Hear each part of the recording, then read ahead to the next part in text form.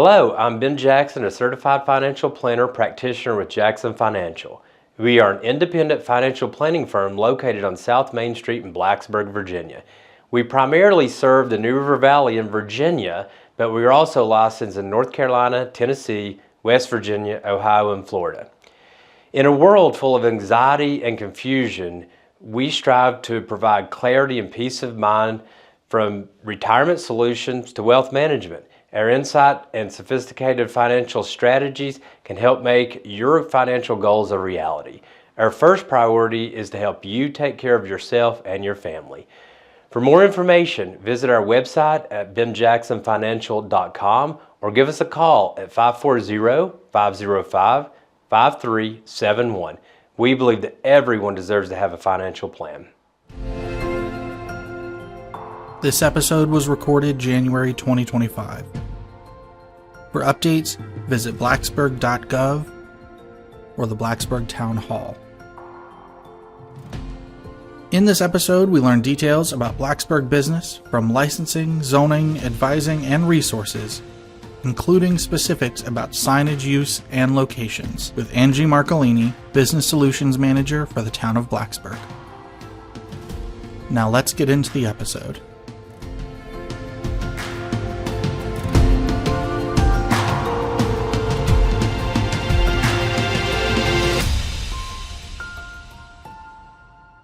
Hey, Chamber members, Alan Waters here, your Director of Marketing and Communication at the Montgomery County Chamber of Commerce and your Business 101 series. Today, I'm joined by Angie Marcolini, Town of Blacksburg. Awesome. Angie, tell us a little bit about what your position is, what that really means for the Town of Blacksburg, and all of that fun stuff.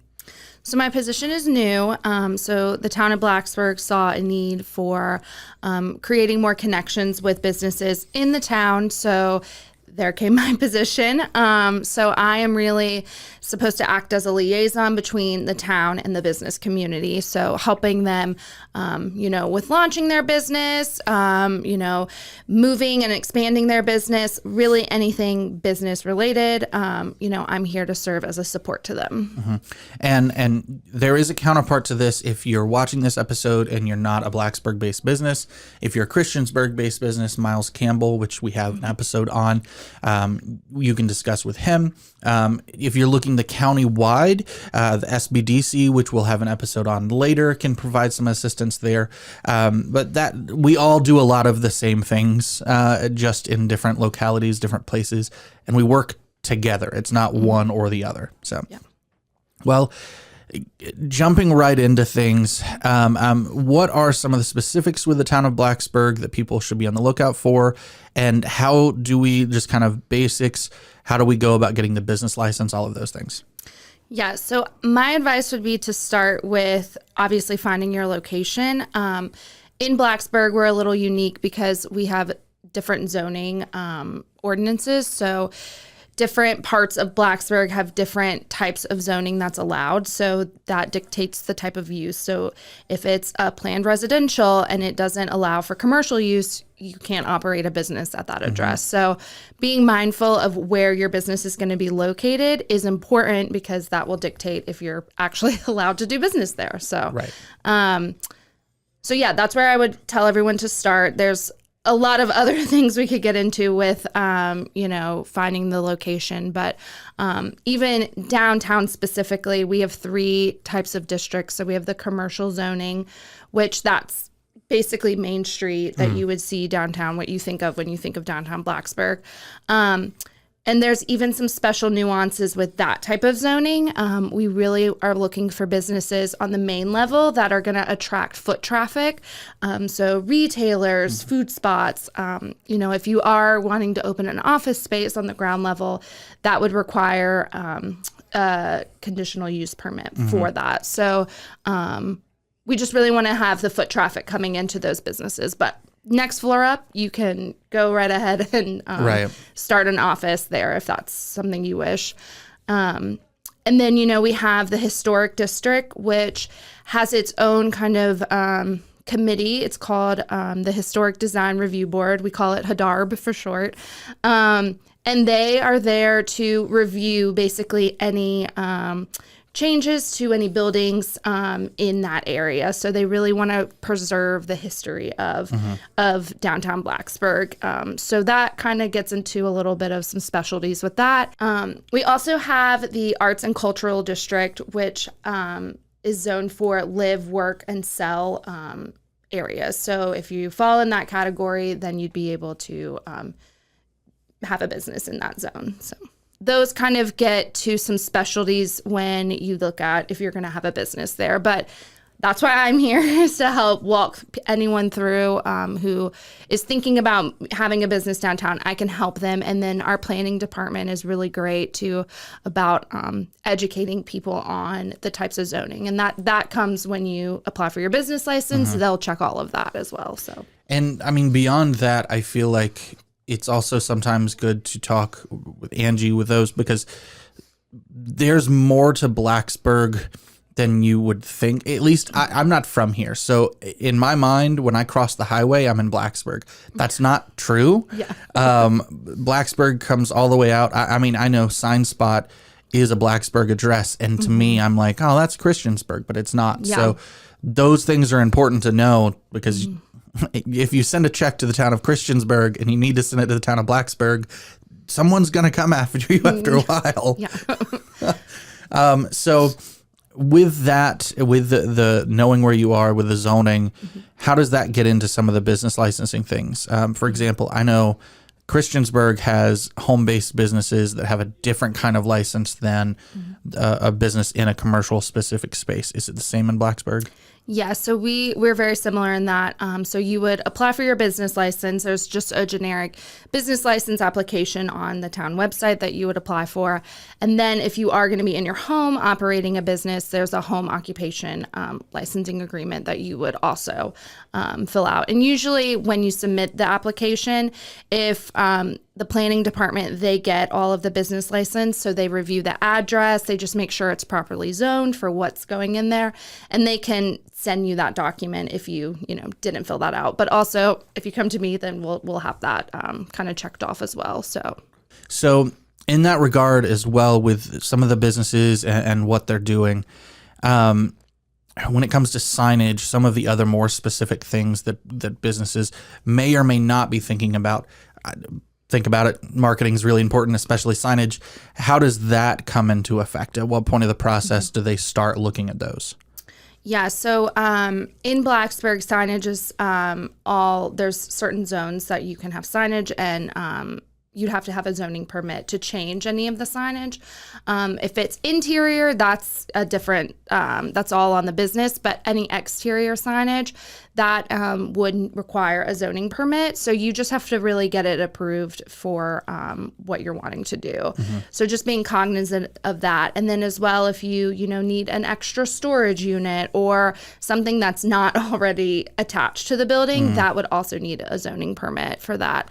And then things like fencing, a lot of, if you want to fence around your HVAC unit or, your dumpsters, that would require a zoning permit as well. And when you say that with a storage unit, is that a storage unit that you'd be bringing in on site? Or are you saying if I'm at 123 XYZ lane and I don't have enough storage, so I'm going down the street and getting a unit, I'd need a permit for that unit? It would just be if you're bringing the unit physically onto the site of your business. Oh, okay. So, all right, cool. I've never even considered that. I guess I've never thought about like how that works. Obviously not in that kind of industry. So with that, in the unit itself, that's more of a temporary thing. It's not necessarily one that is going to be a permanent addition to the structure. Or what are the differences in those?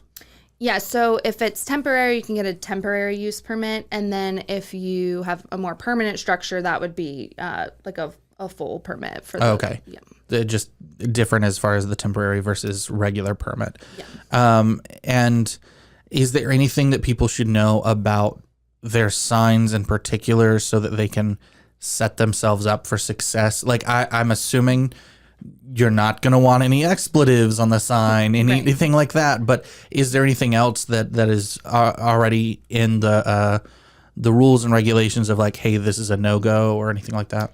Yeah, so that's where if someone did have like a specialty sign or something really unique they wanted to put up, we could talk about that and go through. It's all listed out on through the town ordinances of what's allowed and what's not.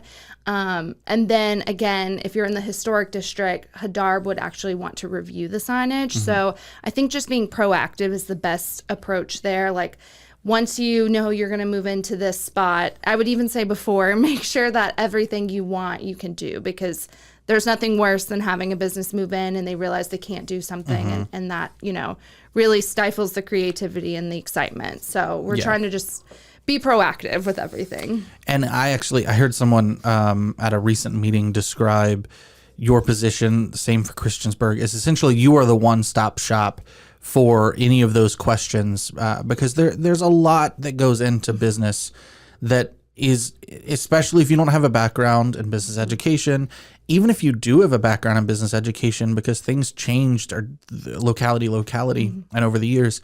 But I tell people a lot, when you're a business, your Google business profile, those kind of things, you want as much information there, because when people go to that, if you can find all the information you need, you're more likely to do business with that company. Same thing, Town of Blacksburg. That's why they've got this position, Town of Christiansburg. So here's your Google business profile. It's named Angie Marcolini. Here to help. It's my last slide. Oh, good. I'm getting ahead of myself. So we'll get into that then. All right. So with the other pieces, making sure they're ready for registration, ready for the licensing. Anything else they need to do there to get that underway with you? Do you need to see like their LLC is set up legally first, or is that happening in conjunction? So that would be something they would do separately. That's not necessarily a item that we check off, but definitely important. And please make sure that you get that registered. But for one thing we see a lot is that people don't realize that you have to pay both town taxes and then you have to pay, property taxes on your personal property that you're using for your business. And that's with the county. So having that set up through the county is important. And they have a great website that also links to the Blacksburg and Christiansburg business license application. So it's a one-stop shop page. You can do all of that there. But it is important to make sure that you're sending that information to both the county and to Blacksburg. On our business application, you do have to have your employee identification number, which can either be, you would get that through the IRS, or sometimes it's a social security number for if you don't have a business. But that is important to make sure that you have, because you'll actually need that for the business application. Right. Which, because I know as a sole proprietor, you may not have that EIN. It's just you, but then depending on where you're going, what kind of company, the organization, you will have that stuff. Within that, I know it's going to be different per industry and all of that stuff as well. What can people expect as far as what they're paying for the licenses? And for example, I know Christiansburg said theirs is kind of based on the gross revenue that comes into a business. Is it similar in Blacksburg, or what's the difference? It's the same. Okay. So it would be based on, so if you're a new business starting out, it's based on your estimated for that previous year. So, and then every year after where you go and renew, you just submit your receipts for the previous year. So same as Christiansburg. Cool. But it's not like you're paying a personal property tax both to Blacksburg and Montgomery County. They're separated out in that you're doing one thing here and a different thing for the county. Yeah, you'll get two separate bills. So you'll get a county bill and then you'll get a Town of Blacksburg bill. Right. I think the timelines add up pretty closely. The counties might be in May. I'd have to look at that. But it's all around the first in springtime, so March 1st for us. That is where you talk to an attorney, you talk to an accounting person. Accountant is the correct word for that, which we have many members of the chamber that can do that for you. All right, so now you've applied for your business license. You've done all of those steps. How long does the process kind of take to get those back? I think there's usually like a 2 to 3 week turnaround is typically what we say. It just depends on how many licenses we get processed. But that is something that you'll actually get notified through the finance department through Blacksburg about that. So after planning, once your initial application comes in, planning will check all of basically the information, and then they send it to finance to actually process. They get everything set up with taxes and then payment, of course. So. So as far as getting in touch with you and getting the information here, I know you said it's on the county website, which will link back to it. But if they're going directly, hey, I'm paying that separately, I've already done it. How do they find you and all of this information?